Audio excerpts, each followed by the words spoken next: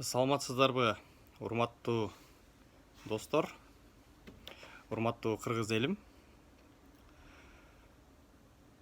Мен соңку кездердеги эки маселе боюнча өз пикиримди билдирейин деп чечтим. Албетте ошол жарандар өзүнүн укуктарын жана ошондой эле өзүнүн ой пикирин бүгүнкү коомдо болуп жаткан окуялар боюнча билдирип турганга азыр сонун мүмкүнчүлүк бар. Ар бирибиздин өзүбүздүн жеке социалдык баракчабыз бар. Ошол жактан өзүбүздүн үнүбүздү, пикирибизди, позициябызды ачык айтып турганыбыз мен ойлойм бул күчтүү, демократиялуу жана ошондой эле адам укуктарын сыйлаган мамлекетти курууга болгон алгачкы кадамыбыз болот. Кечээ күнү Кыргызстанда мурда мамлекеттин ролун, мамлекеттин башкарууну кандайдыр бир деңгээлде колго алып, кадр саясатын дагы, экономиканы дагы, бүгүнкү биз сындап жаткан чимкирик парламентте алып келүүгө дагы эң чоң салым кошкон эки адамдын бири саналган айтылуу шоопур атанган Икрамжан Илмияновдун абактан чыгышы жөнүндө айткым келди. Бул адамдын өлкөгө кылган кыянатчылыгы, бул адамдын бийлиги жок туруп, ошол кездеги эң чечүүчү фигуралардын бири болгонун бардыгыбыз билебиз. Карапайым калк дагы билет. Икрамжан Илмиянов же болбосо шоопур деп коелу, ал жөнүндө айтпаган адам, сөз кылбаган адам, жазбаган маалымат каражаты интернетте айтпаган адам калбай калды. Бардыгы айтты.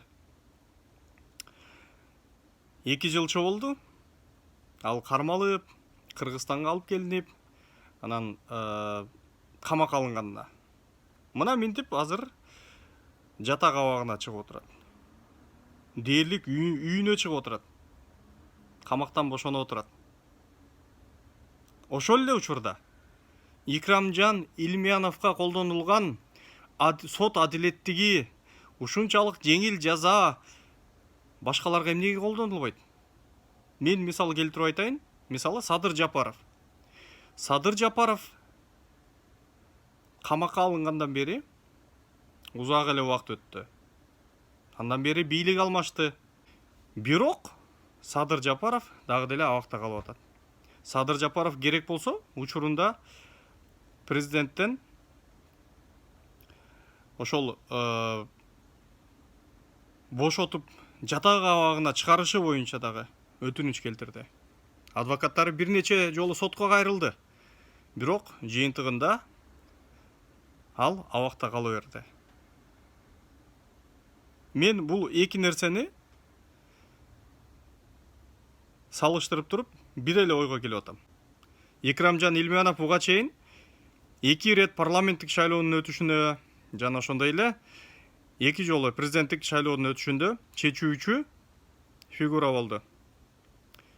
Штабта отуруп, көп нерселерди чечип, жана ошондой эле административдик ресурсту кантип пайдалануунун сырларын, тажрыйбасы бар адам катары бүгүнкү бийликке дагы керек болуп отурат деп ойлоп атам.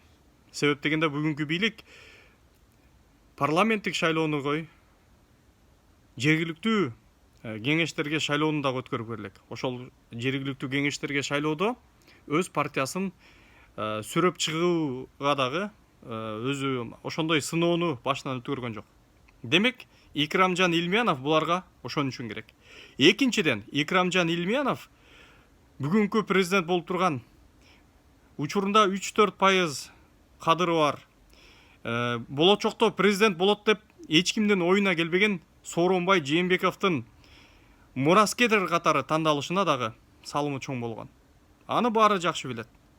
Сооронбай Жээнбеков учурунда ушундай тараза ташын өзүнүн пайдасына бурууга чоң салым кошкон адамга ушундай өзүнүн ыраазычылыгын билдирип отурат деп ойлоп атам. Ал эми Садыр Жапаровду чыгарбай коюш, бул анын кадыры жана ошондой эле анын күздөгү саясий жүрүштөрдө ролу чоң болуп, оппозиция күчтөлүп кетпесин деген сыяктуу кооптонуулар ачык эле билинип атат. Булар күчтүүлөрдү эч убакта актагысы келбейт. Аларды ушинтип абакта же болбосо Өмүрбек Текебаев, Бектур Асанов, Кубаныч Кадыров, айтор көп адамдар бар. Ошолор сыяктуу баягы соттук процессин улам жылдырып, толук кандуу актап чыгарбай, ара жолдо чала өлгөн жылаандай кылып калтырып коюшуп атат.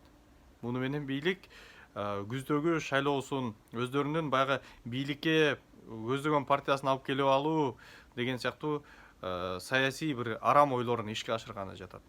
Андан тышкары мына ошол эле амнистия менен чыга турган дагы бир адам бул Дамир Мусакеев болчу. Дамир Мусакеевке болор болбос ойдон чыгарылган жана ошондой эле ойлоп табылган эле бир статья менен майда экономикалык бир берене менен гана аны соттошкон.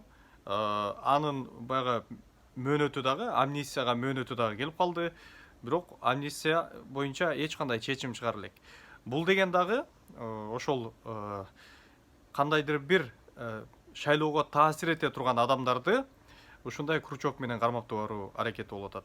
Ошол эле учурда мына кечээ күнү Икрамжан Илмиянов чыгып шайлоодо бир таасир эте турган фигурага айланганы турат. Бул көмүскөдө бийликке жардам бере турган тарапта. Экинчиден мына Дөө Чыңгыз деп сөз болуп атат. 2 жылча болсо керек. Ал 2 адамды өлтүрүүгө катышкан жана ошондой эле ошол өлтүрүүнү уюштурган үчүн соттолгон. Бирок анда адам өлтүргүч катары соттолгон эмес, ал болгону гана хулиганство деп соттолгон. Жана ошондой эле мына август айында ал дагы бошонот деп турат. Муну менен бийлик криминалды шайлоого өзүнүн арам оюн ишке ашырганга буга чейинки бийликтердей болуп колдонгону жатат. Бул деген келечекте чоң баягы дагы трагедияга алып келиши мүмкүн. Буга чейин бардык бийликтер криминалды өзүнүн пайдасына колдонуп келген. Мына бүгүнкү бийлик дагы криминалды колдонгону жатат. 3-4 ай башта криминалдарды бир сыйра кармап, камап, анан кайра бошотконун да билебиз. Муну менен алар шайлоодо криминалды өзүнө иштетүү аракетин көрүп атканы белгилүү.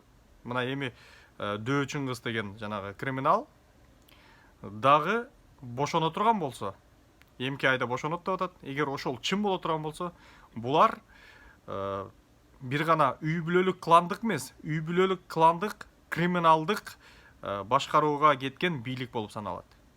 Эл ойгонушу керек. Бийликти кимге бердик жана алар кантип башкарып атат. Кыргызстанда баягы эле адамдар парламентке барабыз деп чамынып атат.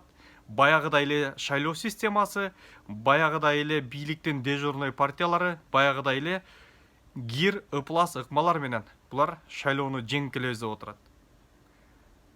Эгерде булардын планы ишке аша турган болсо, октябрь айында шайлоодо, булар кезектеги чимкирик парламентти түзөт.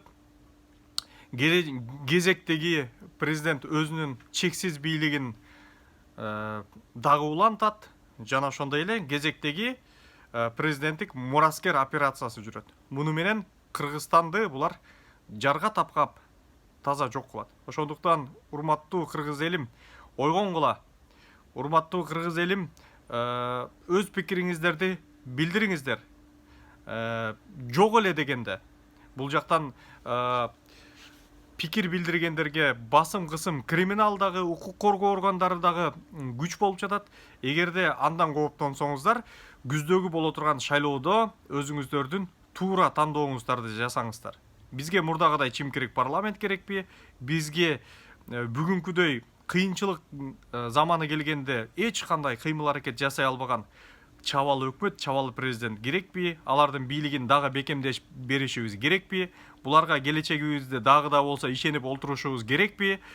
Ушул буну албетте 5 жылда бир келе турган шайлоодо чечесиздер. Ошондуктан мен ойлойм, кыргыз эли ойгонду, өздөрүнүн тандоосун жасайт жана келечекте Кыргызстандын жаркын келечегин түзүүгө ар бир жаран өз салымын кошот деп терең ишенем. Көңүл бурганыңыздар үчүн чоң рахмат.